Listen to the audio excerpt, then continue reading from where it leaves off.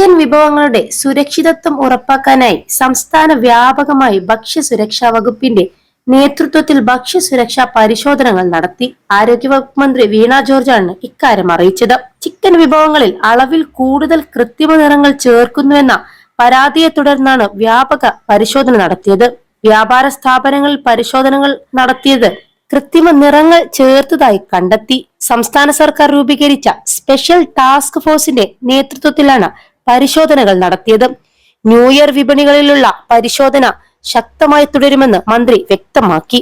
അൽഫാം, tandoori chicken, grilled chicken, ഷവായ തുടങ്ങിയ ഭക്ഷണങ്ങൾ വിൽക്കുന്ന കടകൾ കേന്ദ്രീകരിച്ചായിരുന്നു പരിശോധന. സംസ്ഥാന വ്യാപകമായി 35 സ്ക്വാഡുകളുടെ നേതൃത്വത്തിൽ ആകെ 448 സ്ഥാപനങ്ങളിലാണ് പരിശോധന നടത്തിയത്. 75 സ്റ്റാറ്റ്യൂട്ടറി സാമ്പിളുകളും 19 സർവേലൻസ് സാമ്പിളുകളും പരിശോധനയ്ക്ക് അയച്ചു. പരിശോധനാ ഫലത്തിന്റെ അടിസ്ഥാനത്തിൽ ശക്തമായ തുടർ നടപടികൾ സ്വീകരിക്കുമെന്നും മന്ത്രി അറിയിച്ചു. വീഴ്ചകൾ കണ്ടെത്തിയ 15 സ്ഥാപനങ്ങളുടെ പ്രവർത്തനം നിർത്തിവെച്ചു. 49 സ്ഥാപനങ്ങൾക്ക് റെക്ടിഫിക്കേഷൻ നോട്ടീസും 74 സ്ഥാപനങ്ങൾക്ക് കോമ്പൗണ്ടിംഗ് നോട്ടീസും നൽകി. +2 ഡിഗ്രി കഴിഞ്ഞവർക്ക് വേൾഡ്സ് ഫസ്റ്റ് AR/VR ക്ലാസ് റൂമിലൂടെ സ്മാർട്ട് ഫോൺ എഞ്ചിനീയർ ആവാം. കൂടുതൽ അറിയാൻ വിളിക്കൂ Bridco and Bridco.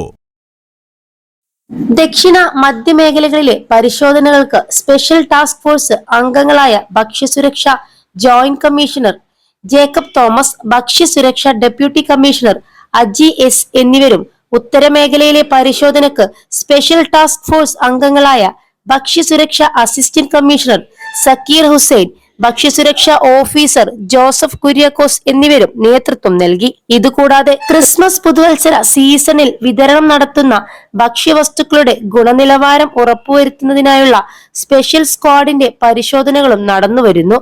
Cake, wine, bakery വസ്തുക്കൾ നിർമ്മിക്കുന്ന ബോർമകൾ, ബേക്കറി, മറ്റു ചെറുകിട സംരംഭങ്ങൾ എന്നിവിടങ്ങളിൽ ഭക്ഷ്യസുരക്ഷ ഗുണനിലവാരം ഉറപ്പാക്കുന്നതിനാണ് പരിശോധന നടത്തുന്നത്.